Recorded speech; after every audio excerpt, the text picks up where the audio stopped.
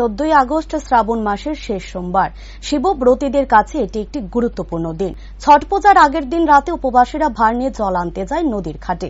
নদীর ঘাট থেকে জল এনে শিবলিঙ্গে সেই জল ঢেলে প্রার্থনা করেন তারা। এমন একটি দৃশ্য দেখা গেল রবিবার ভোর রাতে।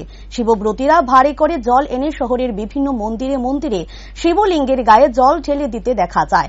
ভার নিয়ে বের হওয়া এক ব্রতী জানায়, ভগবান শিব সকলেরই মঙ্গল করে, আর এই মঙ্গল কামনার জন্যই ব্রত করা। তবে ভগবানের কাছে চাওয়া প্রার্থনাটা একান্তই ব্যক্তিগত। অপরদিকে আরেক ব্রতী জানায়, পরিবারের সুখ সমৃদ্ধি কামনায় এই ব্রত করা হয়।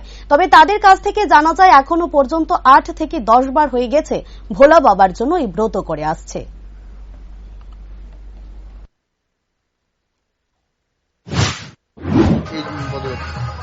ভগবান শিব সবারই মঙ্গল করে, মঙ্গল কামনার লেগে এটা করা। ভগবান শিবের কাছে কি প্রার্থনা করলেন? অনেক কিছু প্রার্থনা তো কইলে আর ফলে না, তো দ্যাটস ওয়াই এটা কোয়াটা ঠিক না। কত বছর ধরে এই পুজোটা করছেন? আমার এই নিয়ে 2 বছর হয়েছে। সুখে থাকে এটাই আর কি, বুঝলেন না, যে সবসময় সুখে নিয়ে থাকি, পরিবার নিয়ে সেরা মা বাবার যেন ভালো হয় এটাই আর কি নিয়ে এসে রাখতে সময় আশীর্বাদ করে বলে বাবার কাছে। এটা আর কি সবার জন্য শান্তিতে থাকতে, সুখে শান্তিতে থাকতে, তার জন্য আর কি। আপনার কি প্রার্থনা রয়েছে? এই নিয়ে কতবার যাওয়া হচ্ছে বাবা ভোলানাথের কাছে? 8 দিন পর হয়ে গেছে, এবার বলে বাবার কাছে যাচ্ছি, প্রার্থনা করছি, এটাই।